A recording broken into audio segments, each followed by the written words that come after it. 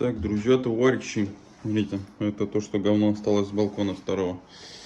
Вот, полностью произвели комплекс работ по утеплению балкона «Эконом».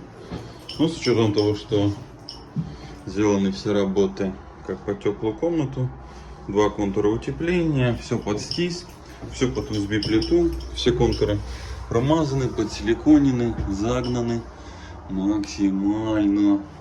Окна здесь хороший DS-пакет, рихаусские профиля. Здесь у нас все углы, видите, выведены. Вот так это все выглядит. Вот так это все.